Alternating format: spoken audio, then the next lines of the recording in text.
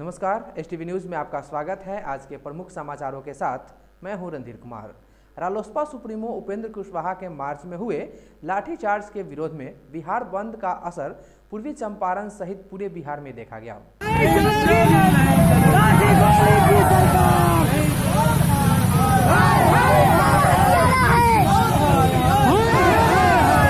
बिहार की राजधानी पटना के डाकबंगला चौराहा पर एक प्रदर्शन के दौरान पुलिस लाठी चार्ज में रालोसपा सुप्रीमो उपेंद्र कुशवाहा के घायल होने के बाद पूरे प्रदेश के रालोसपा सहित महागठबंधन के लोग भड़क गए।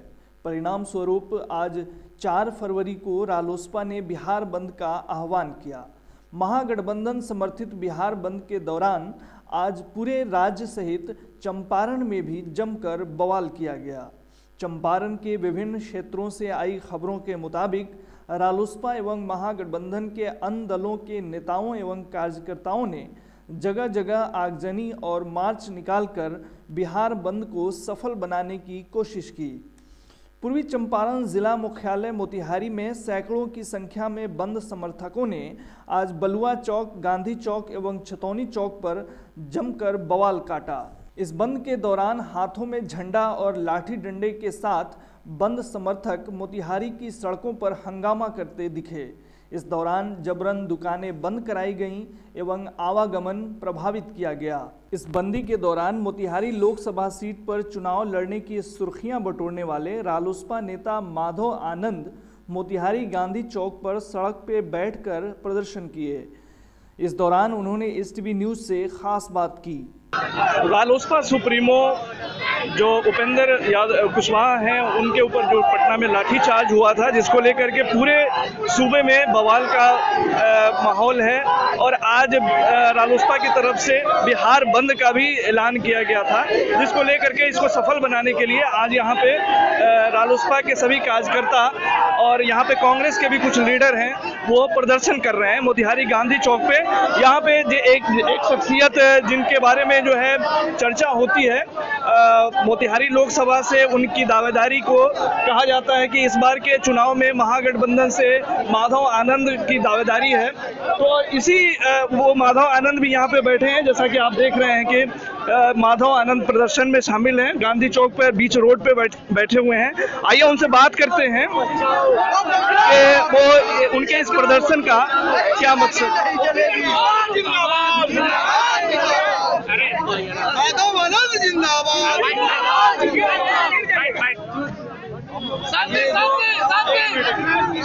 शांति रहिए। ये जो घटनाक्रम हुआ है उपेंद्र कुशवाहा के साथ, उसके बाद आज आप लोग बिहार बंद कर रहे हैं, पूरे घटनाक्रम को आप किस देखिए, विगत जब से महागठबंधन में हम सब लोग आए हैं, नीतीश जी समझ चुके हैं कि उनकी राजनीतिक जमीन जैसे खिसक चुकी है। वो आए दिन जो है असंवैधानिक बयान देते हैं, हम लोगों पे अटैक करवाने का काम कर रहे हैं। चाहे तेजस्वी जी के प्रति उनकी भावना हो, चाहे मुकेश सहनी जी के प्रति भावना हो, जीतन राम मांझी जी के प्रति भावना हो या उपेंद्र कुशवाहा जी के प्रति भावना हो। कभी हम लोग को सड़क छाप बोलते हैं, मुकेश सहनी जैसे बड़े नेता को बोल देते हैं कि सड़क से उठाए हुए लोगों को लेकर बुला के महागठबंधन बनाया है। उपेंद्र कुशवाहा को पहले नीच कहने का काम किया। कुशवाहा समाज जब आक्रोश निकाला तो कुशवाहा समाज पर लाठीचार्ज कराने का काम किया। कल हम 2 तारीख को हम लोग का प्रशासन से अनुमति लेने के बाद ही हम लोग आक्रोश मार्च निकालने का काम किए थे। गांधी मैदान से निर्धारित समय पर हम लोगों ने आक्रोश मार्च निकाला। डाक बंगले चौराहे पे जिस तरह माननीय मुख्यमंत्री जी द्वारा दिशा निर्देश दिया गया प्रशासन को, प्रशासन अचानक से अटैकिंग मूड में आ गया। हम सब लोग शांतिपूर्वक बैठे थे। हम लोगों ने निवेदन किया कि महामहिम राज्यपाल से हम लोगों ने अनुमति ले रखा है, हम लोग को ज्ञापन सौंपना है। जो हम लोग पिछले 6 महीने से जो हम लोग हस्ताक्षर जुटा रहे थे, बिहार के कोने कोने से 1 करोड़ हस्ताक्षर, लेकिन प्रशासन हम लोग को आगे जाने की अनुमति नहीं दिया। प्रशासन अचानक से इतना आक्रामक हो गया, लाठीचार्ज कराने का काम किया। आप पत्रकार महोदय सब लोग वरिष्ठ हैं, आप भी जानते हैं कि जब शांतिपूर्वक धरना प्रदर्शन भारतीय संविधान में सबको अधिकार है, और जब नेता पे प्रतीकात्मक रूप से जैसो वार किया जाता है, न कि जैसो मंशा आपकी ये हो कि उसकी हत्या करा दी जाए।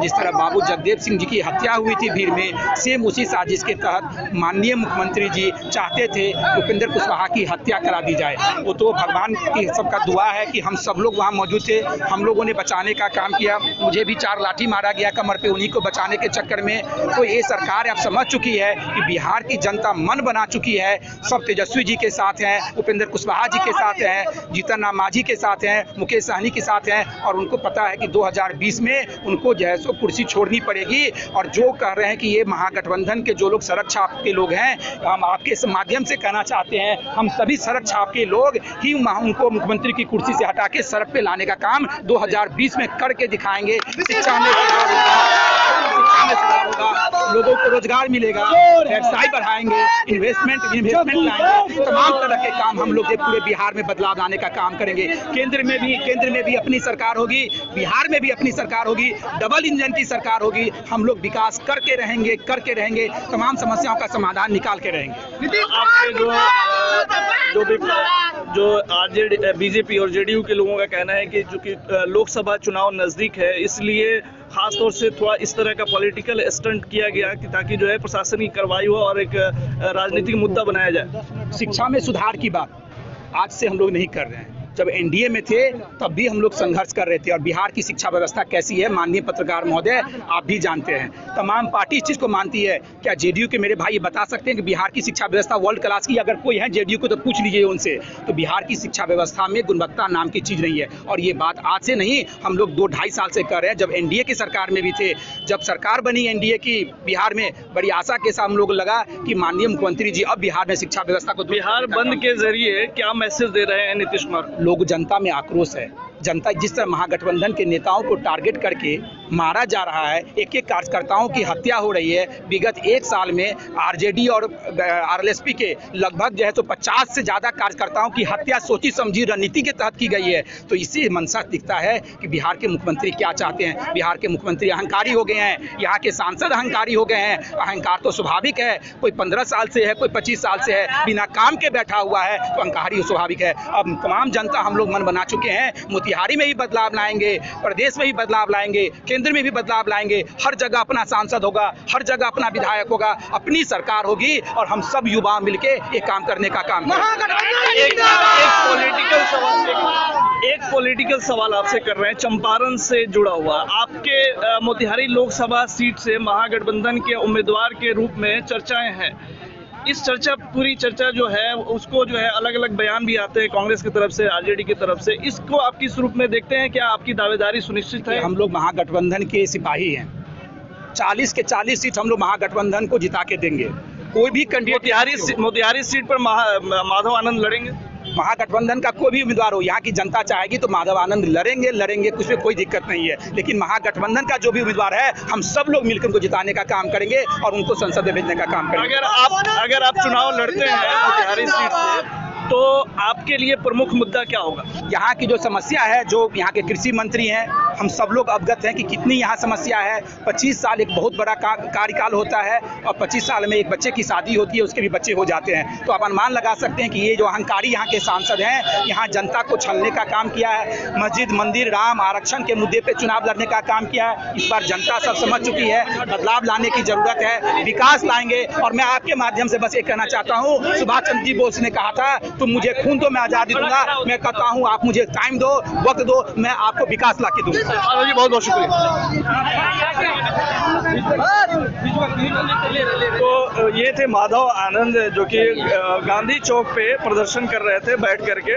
इनसे हम जानने की कोशिश कर रहे थे कि ये जो मकसद है उसका क्या मकसद है, उनके इस प्रदर्शन का। आज जो बिहार बंद हो गया है, जनता में उनका साफ तौर से कहना है कि जनता में संदेश देना उनका असल मकसद है, इस प्रतिरोध बंदी के वजह से, बंदी को आयोजित करके। कैमरामैन रणधीर के साथ अंसारुल, मोतिहारी। इस बंदी के दौरान यातायात प्रभावित होने से खास करके बीमार मरीजों को काफ़ी दिक्कतें हुई। इस दौरान मोतिहारी के गांधी चौक पर एक शख्स अपने बीमार बच्चे को गोद में रखकर पैदल डॉक्टर के पास जाते देखे गए। बंद समर्थकों एवं पुलिस प्रशासन के सामने से यह व्यक्ति अपने हाथों में बीमार बच्चे को लेकर डॉक्टर के पास पैदल जाने को मजबूर था, लेकिन बंद के समर्थकों या मौके पर खड़ी पुलिस में से किसी ने भी उसकी मदद करना मुनासिब नहीं समझा। पूर्वी चंपारण जिला प्रशासन ने आज एक बेहतरीन कार्य को अंजाम दिया है। देखिए अंसारुल हक की एक रिपोर्ट। मोतिहारी जिला पदाधिकारी रमन कुमार और उनके ऑफिसर अपने शानदार कार्यों के लिए जाने जाते हैं, लेकिन इस बार जो उन्होंने किया है उसके ज़रिए भारतीय समाज को एक बहुत बड़ा मैसेज गया है।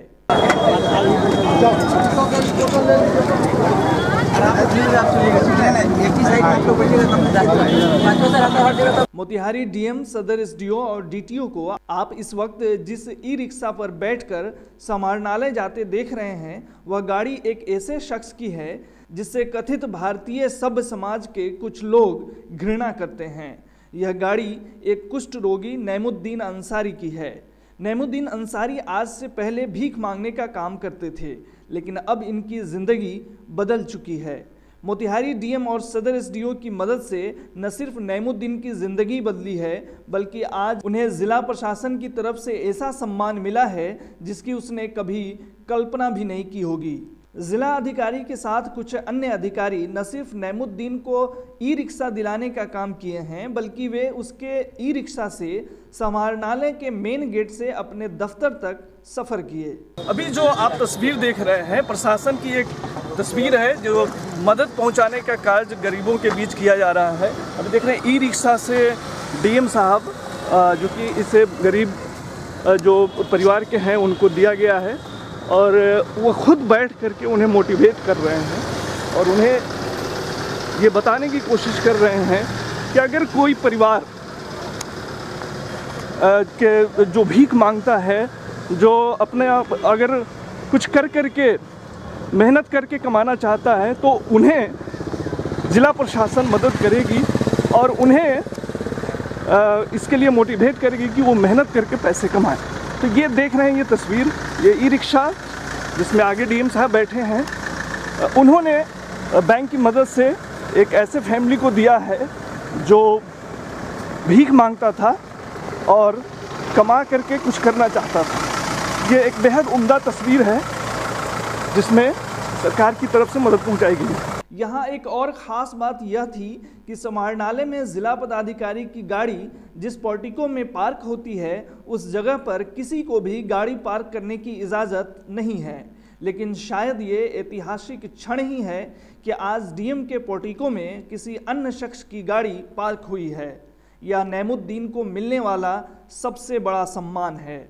आज अपने दफ्तर के पास पहुंचकर जिलाधिकारी ने खुद अपने हाथों से नईमुद्दीन को चाबी सौंपते हुए उसे समाज की मुख्य धारा में जोड़े। इस अवसर पर मोतिहारी डीएम रमन कुमार ने एसटीवी न्यूज़ से खास बात की। आपको याद होगा कि पिछले कुछ समय जब ठंड बहुत ज़्यादा पड़ रही थी, उस समय सदर एसडीओ प्रिय रंजन राजू मोतिहारी कुष्ठ आश्रम पहुंचे थे और गरीबों के बीच कंबल वितरण किए थे। उस कंबल वितरण के दौरान गरीबों की मदद के लिए, जो समाज के सबसे निचले तबके के लोग हैं, उनकी मदद के लिए आज प्रशासन की तरफ से एक और अच्छी कोशिश हुई है। ई रिक्शा के रूप में एक परिवार को दिया गया है। वह उनसे वार्ता करके कि भाई अगर भीख नहीं मांगना चाहते हैं, काम करके कुछ कमाना चाहते हैं, तो उन्हें मदद सरकार की तरफ से की जाएगी। तो आज जिला प्रशासन की तरफ से एक ई रिक्शा वैसे परिवार को दी गई है। इस बीच मोतिहारी डीएम रमन कुमार हमारे साथ हैं। हम उनसे बात करते हैं कि इस तरह की जो सरकार की कोशिश है उसका क्या मकसद है।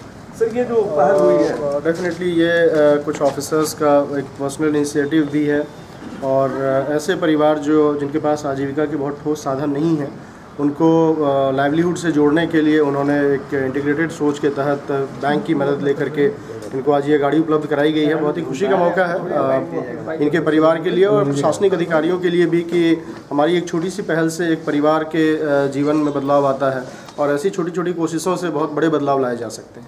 सर, इस तरह की कोशिश और भी जो भीख मांगने का काम करते हैं जो क्षेत्र में, तो उनके लिए सरकार के पास इंस्टीट्यूशनल अरेंजमेंट भी है। कई ऐसे स्कीम्स हैं जिसके तहत ऐसे परिवारों को मदद पहुंचाई जाती है।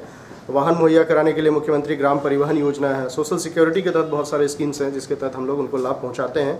और हमारे साथ जो अभी नईमुद्दीन साहब हैं, जिनको ये गाड़ी अभी अवेलेबल कराई गई है, ये स्वयं अभी कह रहे थे कि आज से तकरीबन कई दशक पहले दीपक कुमार साहब जो अभी राज्य के मुख्य सचिव हैं, उनके जिलाधिकारी कार्यकाल में वहाँ पर एक अच्छी कॉलोनी बसाई गई थी और जो बेसिक फैसिलिटीज़ हैं उनको दी गई थी। आज भी ये उनको याद करते हैं। तो ऐसे जो इनिशिएटिव्स हैं वो हमेशा याद रखे जाते हैं। जी, तो सुना आपने इस तरह की जो प्रशासन की कोशिश है, और भी अलग जो परिवार हैं जो लोग भीख नहीं मांग करके कुछ काम करना चाहते हैं, उन तक भी ये मदद पहुंचाई जाएगी सरकार की तरफ से। इस बीच आइए उस परिवार से भी बात कर लेते हैं जो लाभान्वित हुए हैं इससे। ये वही परिवार है जिसको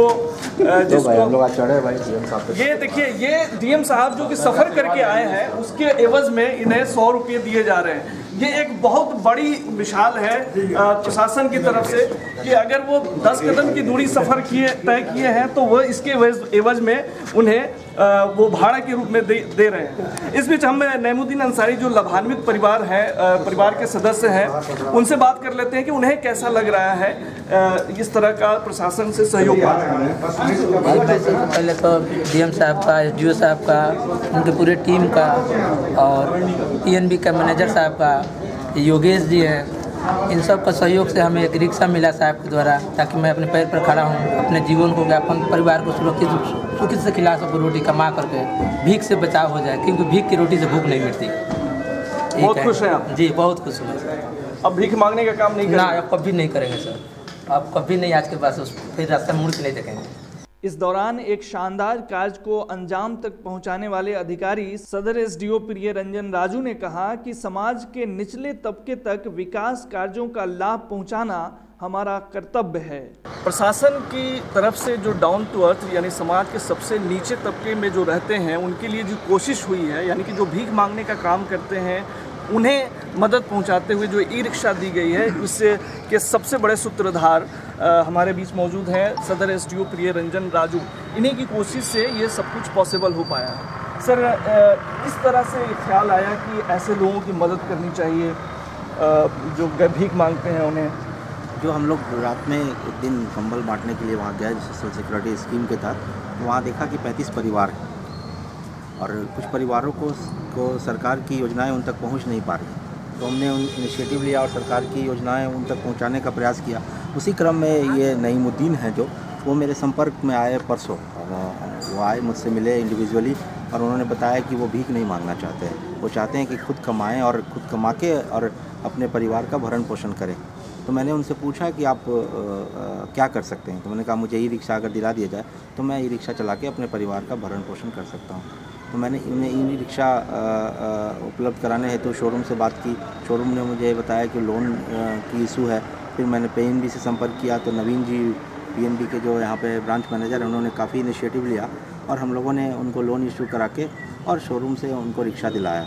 और जिस क्रम में जिलाधिकारी ने आज अपने से रिक्शे पे सवारी करके एक अच्छा मैसेज दिया है कि ये भी समाज से जुड़े हुए हैं और समाज से अलग हम इनको न देखें, ये भी हमारे हिस्सा है। और वो परिवार ई रिक्शा के माध्यम से कमा कर और अपने परिवार का भरण पोषण करेगा। ये एक बहुत ही अच्छा और भावुक क्षण था कि हमने एक परिवार को समाज के मुख्य धारा से जोड़ दिया।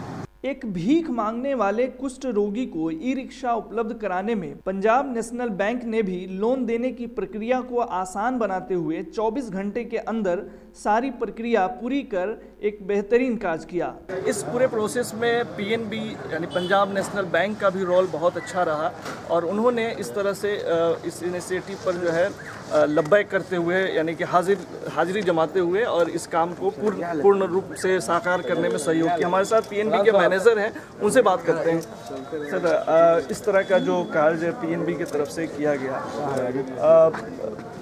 कैसा बने इस तरह का कार्यों में जो है क्या है कि इसे बैंक में तो हर तरह से रहती हैं। मेन बात है कि एसडीओ साहब को मैं धन्यवाद देना चाहूँगा कि इतने अच्छे काम में उन्होंने हमारा सहयोग मांगा और फिर हम लोगों ने त्वरित प्रयास करके जो है नियमानुसार उनको लोन प्रोवाइड करवाया। इसके चलते आज वो आदमी जो भीख मांगता था, उसकी पत्नी बोल रही कि मैं भीख मांगती थी और वो बड़े दावे से कह रही है कि अब मुझे आगे से भीख नहीं मांगना पड़ेगा। मुझे लगता है इससे अच्छा पुण्य नहीं हो सकता। सबसे बड़ी जिम्मेदारी जो है सामाजिक जिम्मेदारी है और देश के उत्थान में भी इसके प्रयास माना जाएगा इसे। तो कहीं ना कहीं समाज का उत्थान हो रहा है और इसमें पीएनबी सहयोग कर रहा है। सच बड़ी बात हमारे लिए नहीं हो सकती। और एक गरीब आदमी गरीबी से ऊपर उठेगा, जो भीख मांगता था वो भीख नहीं मांगना पड़ेगा। अब वो सबल होगा, स्वरोजगार करेगा और मेहनत से काम करेगा। सच्ची बात नहीं हो सकती। जब समाज के कुछ जिम्मेदार लोग निस्वार्थ भाव से मानव जाति की सेवा हेतु आगे आते हैं तो रास्ते स्वतः बन जाते हैं। STB न्यूज़ के सहयोगी और सामाजिक कार्यकर्ता योगेश कुमार ने ज़रूरतमंद और अधिकारियों के बीच बेहतर संवाद करके इस पुनीत कार्य को सफल बनाया। कहानी में अगर एक शख्स की बात ना हो तो ये कहानी अधूरी रह जाएगी, क्योंकि सदर SDO जब कंबल वितरण के लिए पहुंचे थे तो वहां पे STB न्यूज़ के सहयोगी और सामाजिक कार्यकर्ता योगेश भी थे और योगेश ने ये पूरी जिम्मेदारी को निर्वहन किया, बीच के कड़ी का काम किया, उन जो वंचित परिवार हैं उनके सदस्यों से बात करी और फिर सदर SDO से राब्ता किया, इन दोनों के बीच संवाद हुआ। उसके बाद ये पूरी प्रक्रिया आसान हुई और एक जो गरीब परिवार है जो भीख मांगता था उसे इस तरह की मदद पहुंचाई गई। आइए योगेश से भी बात कर लेते हैं कि उनका इस पूरे ये में कैसा योगदान रहा। योगेश, बड़ा काम आपने किया इस तरह से पूरे लिंकअप करके, कैसे आपको ये करने का मोटिवेशन? मैं आपका धन्यवाद करना चाहता हूँ और सर का धन्यवाद करना चाहता हूँ, क्योंकि वो कुष्ठ आश्रम में ज़्यादातर कोई ध्यान नहीं देता है, तो आप लोगों ने इनिशिएट किया, वहाँ पर गए, कंबल वितरण किए, तो सर ने वहाँ पर जो भी प्रॉब्लम थी, समस्याएं थी वो पूछे और जिम्मेदारी हमको दी कि कम से कम उनका पूछा जाए क्या क्या समस्याएं हैं, वो लिस्ट बनाए, लिस्ट बनाकर मैंने सर को दिया। तो इसी में एक ये भी थे जो भी वहाँ पर परिवार हैं, विकलांग हैं, जो भीख मांग कर खाते थे, वो लोग करे नहीं, हम अपना मेहनत करके गर्व से अपना सर ऊँचा करके हम कमा कर खाना चाहते हैं। तो उन्होंने सर के पास आया और बोला, सर बोले क्या कर सकते हैं, जो नेमुद्दीन जी हैं, सर ने उनको ई रिक्शा मुहैया कराया कि वो मेहनत करके खाएं। और भी वहाँ पर जो भी समस्याएं हैं सर ने लिस्ट बनाया है कि वहाँ पर जो भी समस्याएं हैं, जो सरकारी लाभ उनको नहीं पहुँच पा रहा है, बहुत सारे समस्याएं हैं वहाँ पर, तो उसको समाधान के लिए सर आगे भी कदम उठाने के लिए इनिशिएट कर रहे हैं। जी, तो समाज का और प्रशासन का जब सारा तबका मिल कर के किसी की मदद पहुंचाने की कोशिश करता है तो निस्संदेह इस तरह के परिणाम सामने आते हैं। ये प्रशासन की सबसे खूबसूरत तस्वीरों में से एक खूबसूरत तस्वीर है। इसके ज़रिए जो समाज के सबसे निचले तबके के लोग हैं, यानी कि जो भीख मांगने का काम करते हैं, उन्हें मदद पहुंचाते हुए ई रिक्शा दिया गया है। और जैसा कि आपने पूरे हम लोगों से, तमाम लोगों से बात की, वो शख्स जो नेमुद्दीन अंसारी जिसको ये बेनिफिट मिला, उसने भी कहा कि आज के बाद मैं भीख नहीं मांगूंगा।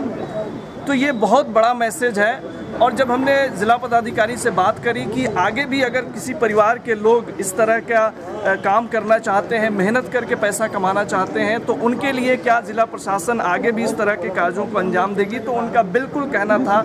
PNB के मैनेजर से भी मैंने बात करी, उनका भी कहना था कि हम इस तरह के परिवारों को हमेशा सहयोग करेंगे। तो ये एक बड़ा मैसेज है। चंपारण की बापू की कर्मभूमि चंपारण की धरती से एक बहुत बड़ा इनिशिएटिव लिया गया है जिला प्रशासन की तरफ से कि जो समाज के सबसे गरीब तबके के लोग हैं, भीख मांगने का काम करते हैं, वो अगर समाज की मुख्य धारा से जुड़ना चाहते हैं तो प्रशासन या व्यवस्था उनको मदद पहुंचाएगी और उन्हें सहयोग करेगी स्वरोजगार के लिए। कैमरामैन रणधीर के साथ अंसारुल हक, STB न्यूज़, मोतिहारी। बिहार विद्यालय परीक्षा समिति द्वारा आयोजित इंटरमीडिएट की परीक्षा को लेकर सारी तैयारियां पूरी की जा चुकी है। पूर्वी चंपारण जिले में इंटरमीडिएट परीक्षा के लिए कुल 44 सेंटर बनाए गए हैं। जिला अधिकारी कार्यालय में मोतिहारी DM रमन कुमार ने पत्रकारों से बात करते हुए परीक्षा की तैयारियों को लेकर विस्तृत जानकारी साझा की। इस दौरान प्रेस से वार्ता करते हुए उन्होंने कहा कि परीक्षा में जूता मोजा पहनने पर भी पाबंदी रहेगी, जबकि परीक्षार्थी चप्पल पहनकर जा सकेंगे। बिहार विद्यालय परीक्षा समिति की इंटरमीडिएट वार्षिक परीक्षा प्रारंभ हो रही है। इसके लिए हमारे ज़िले में 44 केंद्र बनाए गए हैं। सभी अनुमंडल मुख्यालयों में सेंटर्स बनाए गए हैं। जितने भी केंद्राधीक्षक और वीक्षक प्रतिनियुक्त किए गए हैं, वीक्षकों की प्रतिनियुक्ति रैंडमाइजेशन के माध्यम से की गई है और सबकी ब्रीफिंग कर दी गई है। सबको उनके जो रिस्पॉन्सिबिलिटी है इससे अवगत करा दिया गया है। सभी केंद्रों पर मल्टी लेयर सिक्योरिटी व्यवस्था के इंतजाम किए गए हैं। हर केंद्र पर स्टैटिक मजिस्ट्रेट, कुछ केंद्रों पर एक पेट्रोलिंग मजिस्ट्रेट, जोनल मजिस्ट्रेट और सुपर जोनल मजिस्ट्रेट और उनके पैरेलल पुलिस ऑफिसर्स का डिप्लॉयमेंट किया गया है। हर केंद्र पर CCTV कैमरे और वीडियोग्राफर की व्यवस्था की गई है। परीक्षार्थियों के लिए कई महत्वपूर्ण निर्देश हैं इस वर्ष के लिए कि उन्हें जूता मोजा में नहीं आना है। उनको जो निर्धारित समय है परीक्षा प्रारंभ होने का, उससे 10 मिनट पहले ही अपने केंद्र पर एंटर कर जाना है। और सभी परीक्षार्थियों को परीक्षा संपन्न होने के उपरांत ही उनको एग्जामिनेशन सेंटर या हॉल उनको छोड़ना है। तो ऐसे कुछ इम्पोर्टेंट डायरेक्शन है जिनसे अवगत करा दिया गया है। सभी स्टूडेंट को पहले से जानकारी दी गई है और जो भी ब्रीफिंग हम लोग कर रहे हैं इसके माध्यम से भी उनको बता रहे हैं। सर कहाँ सेंटर, कितना सेंटर बनाया गया, कितने परीक्षार्थी शामिल होंगे?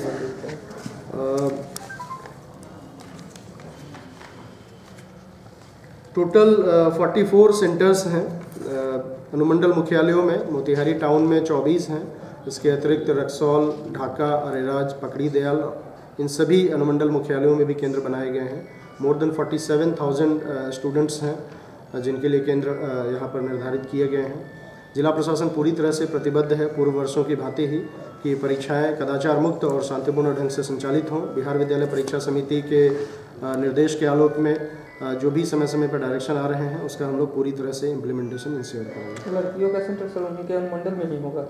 यस, जितने भी गर्ल स्टूडेंट हैं, परीक्षार्थी हैं, उनका अपने अपने अनुमंडल मुख्यालयों में परीक्षा केंद्र बनाए गए हैं और जिला मुख्यालय में पूरे जिले के सभी बालक अभ्यर्थियों का, परीक्षार्थियों का केंद्र बनाया गया। इस अवसर पर उन्होंने आगामी लोकसभा चुनाव के मद्देनजर किए जा रहे तैयारियों पर भी चर्चा की। अभी स्पेशल समरी रिवीजन कंक्लूड हुआ है और इसके माध्यम से बड़ी संख्या में 49,000 से भी अधिक संख्या में नए वोटर्स ऐड हुए हैं।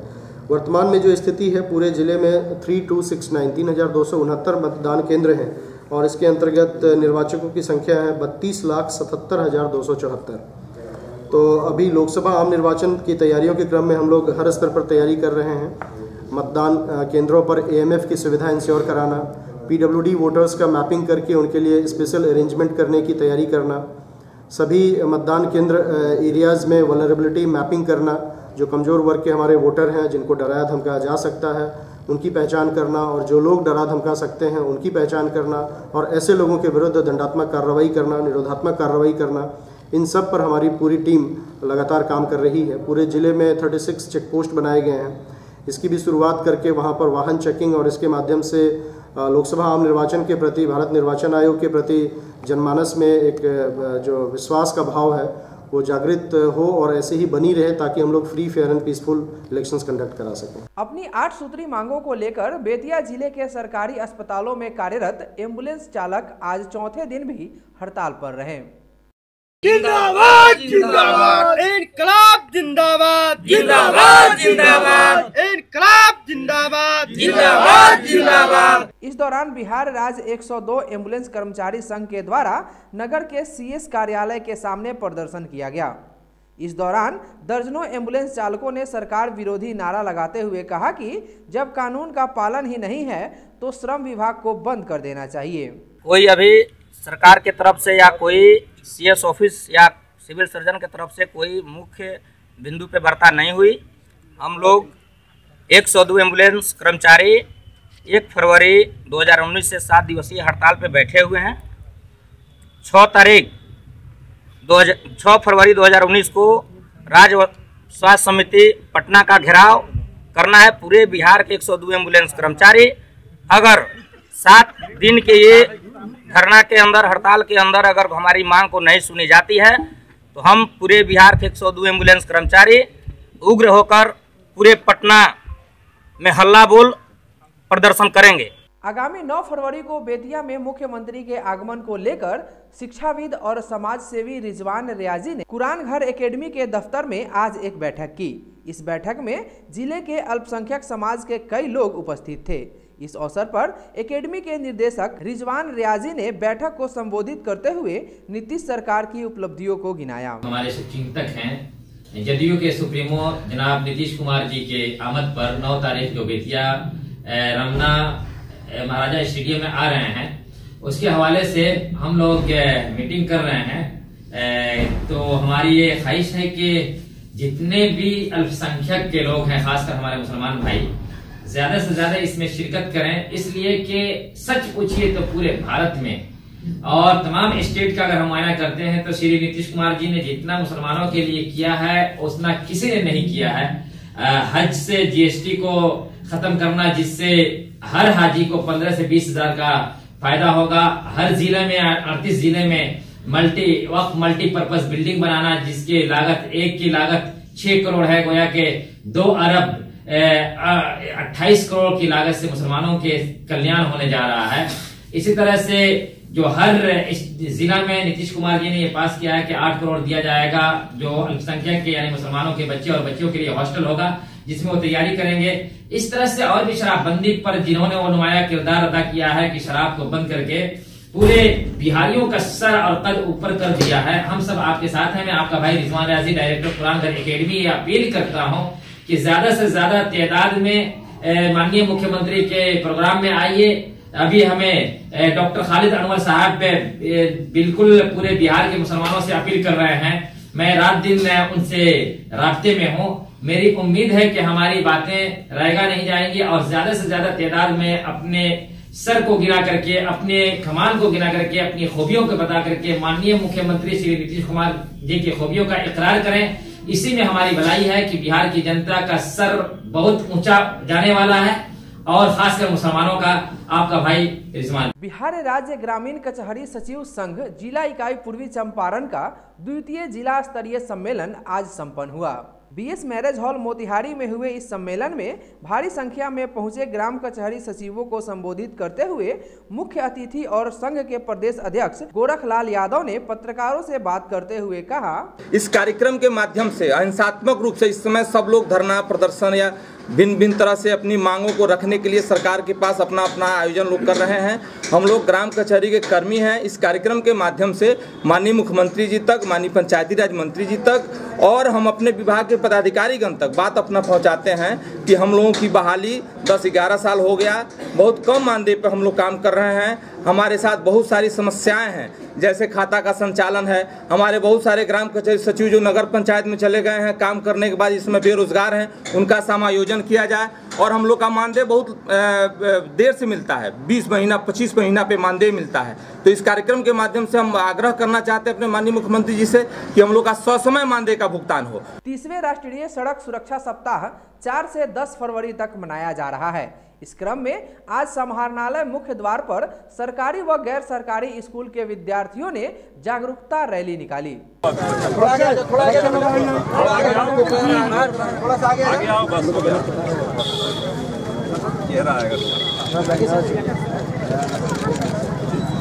मोतिहारी डीएम रमन कुमार, सदर एसडीओ प्रिय रंजन राजू और मोतिहारी डीटीओ ने संयुक्त रूप से हरी झंडी दिखाकर रैली को रवाना किया। इस अवसर पर जिला अधिकारी रमन कुमार ने मीडिया से बात करते हुए कहा, इस पर सड़क सुरक्षा के संदेश दिए गए हैं और बहुत सारे ऐसे एक्टिविटीज इस सप्ताह भर में होंगे जो हम लोग सेलिब्रेट करेंगे। लेकिन इसके साथ साथ हमें वर्ष भर रोड सेफ्टी के लिए काम करना है।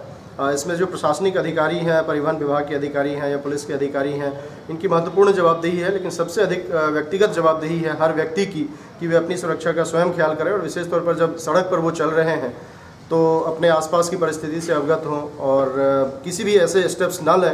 अमूमन ये देखा जाता है कि जो ज़्यादातर रोड सेफ्टी के इशूज़ हैं, रोड एक्सीडेंट के इशूज़ हैं, उसमें व्यक्तिगत लापरवाही की वजह से दुर्घटनाएँ हो रही हैं। हेलमेट नहीं पहनना, ट्रिपल राइडिंग करना, रैश ड्राइविंग करना और कम उम्र में गाड़ी चलाना या सीट बेल्ट, 4 व्हीलर अगर ड्राइव कर रहे हैं या उससे ट्रैवल कर रहे हैं तो सीट बेल्ट नहीं पहनना। ऐसे बहुत सारे कारण हैं जो व्यक्तिगत लापरवाही की वजह से होती है और दुर्घटनाएं होती हैं, जान माल की क्षति होती है। तो ये पूरा सप्ताह हमारे लिए महत्वपूर्ण है। इन सभी एक्टिविटीज़ के माध्यम से हम लोग सोसाइटी को अवेयर करने का, सेंसिटाइज करने का काम करेंगे। आज CSDAV स्कूल मोतिहारी के प्रांगण में महात्मा नारायण दास स्मृति संकल्प दिवस पर स्कूल का वार्षिकोत्सव मनाया गया। इस अवसर पर बतौर मुख्य अतिथि मोतिहारी डीएम रमन कुमार शामिल हुए। मौके पर सभा को संबोधित करते हुए जिला पदाधिकारी ने शिक्षा के प्रति किए गए महात्मा नारायण दास ग्रोवर के योगदान को सराहा एवं स्कूल मैनेजमेंट को बेहतरीन कार्य के लिए बधाई दी। इस अवसर पर छात्रों द्वारा पेश किए गए रंगारंग सांस्कृतिक कार्यक्रम ने दर्शकों का मन मोह लिया।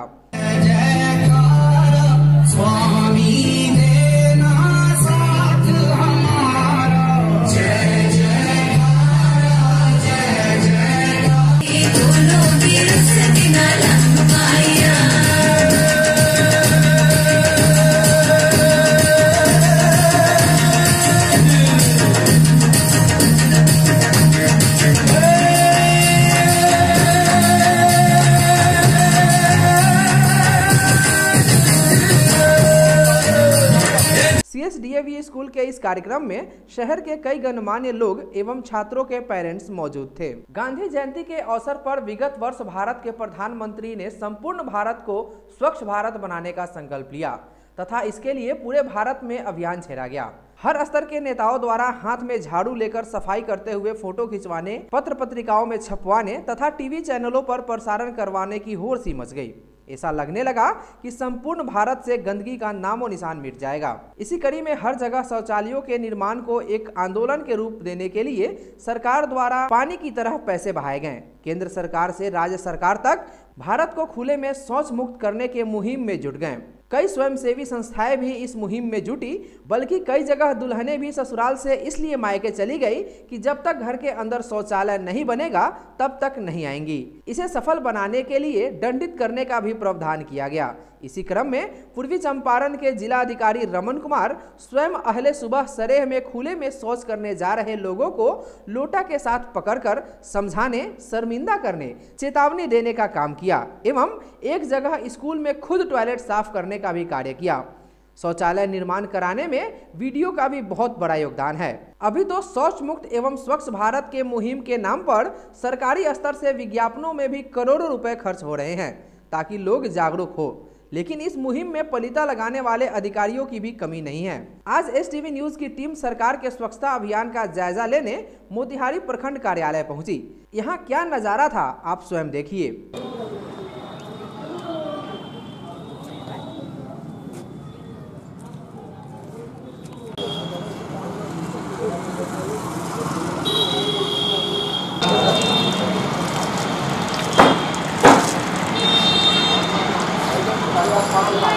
यह वही जगह है जहां से चंद कदमों की दूरी पर जिले का एकमात्र महिला कॉलेज, अंचल कार्यालय, विद्युत कार्यालय भी है।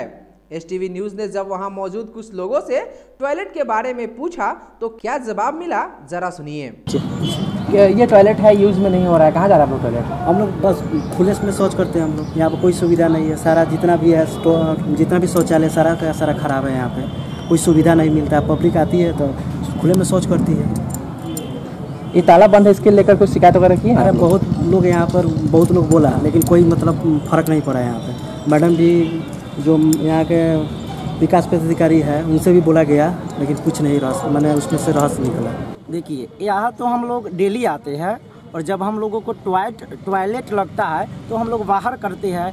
ये जब से हम लोग यहाँ बना रहे हैं और जब से ये शौचालय बनी हुई है उसमें ताला ही लगा रहता है और कभी भी ये खुला नहीं रहता। हम लोग को टॉयलेट लगता है तो बाहर जाते हैं। अच्छा, ब्लॉक में जो काम कराने या काम करने लोग आते हैं वो लोग टॉयलेट कहाँ जाते हैं? उन लोग बाहर ही जाते हैं। बाहर ही जाते हैं? जी जी जी। और बताया जा रहा है कि यहाँ पे और भी टॉयलेट बनी हुई है, आपको लगता है टॉयलेट है वहाँ पे? नहीं नहीं, एक भी टॉयलेट में है तो सामने और सामने लगा हुआ है, इसमें भी ताला लगा हुआ है। बगल में भी है तो उसमें भी ताला लगा हुआ है, वहाँ पर भी है तो बंद है। पहले से बहुत पुराना है, वो बंद है। अब बताइए, ये ब्लॉक है, ब्लॉक के सामने जाके देखिए वहाँ पे कितना सारा टॉयलेट करते, वहाँ पे खड़ा नहीं रह सकते आप। पता नहीं ये लोग जॉब करते थे, लोग रूम में जाके कैसे जॉब करते हैं, जो ड्यूटी कर रहे हैं वहाँ पे जाके अंदर जाके फ्री साइड किधरों लोग टॉयलेट करते हैं सब। और बदबू जो आता है वो लोग बदबू में रहते हुए लोग जॉब करने वाले लोग भी इतना पढ़े लिखे होके जॉब करने के बावजूद वो लोग ड्यूटी करते थे, किस तरह निभाते होंगे? क्या उन लोगों को परेशानी नहीं होता है? हम लोग को जितना परेशानी उधर से हम लोग भाग के इधर आते हैं, इधर से परेशानी होते तो इधर उधर भागते रहते हैं। लोग टॉयलेट करते बंद रहता है तो लोग बाहर करवे करेंगे। यहाँ पे ब्लॉक है जहाँ पे टॉयलेट सब लोग को टॉयलेट दिया जाता है, लेकिन यहाँ खुद टॉयलेट नहीं है। देखिए सबसे पहले जो टॉयलेट बनाने की बात है, स्कीम चालू है कुछ वर्षों हो गया है। जिस आदमी को बना भी है इस स्कीम की वजह से अभी तक हमको फिर पैसा भी नहीं मिला है। और रही बात यहाँ का टॉयलेट का, तो यहाँ अगल बगल भी टॉयलेट जो बनी हुई है वर्षों से बंद पड़ा हुआ है। हम लोग को असुविधा होता है तो हम लोग अगल बगल यहीं पे करना पड़ता है। और अधिकारी से अगर कहा भी जाता है तो बोला तो सही कि इसी तरह बना पड़ा हुआ है, इसका कोई उपयोग नहीं है। इसका जहाँ तक इस पैसा का दुरुपयोग ही हो रहा है। प्रखंड कार्यालय के समक्ष टॉयलेट के संदर्भ में जब प्रखंड कर्मी से बात किया गया तो उनका कहना था कि टॉयलेट है, लेकिन जब एसटीवी न्यूज की टीम टॉयलेट के पास पहुंची तो वहां ताला लटका देखा गया। अब सवाल उठता है कि जब टॉयलेट में ताला ही लगाना है तो फिर इसको बनाने का क्या मकसद है। आज के लिए बस इतना ही। चंपारण से जुड़ी तमाम छोटी बड़ी खबरों के लिए देखते रहिए एसटीवी न्यूज। नमस्कार।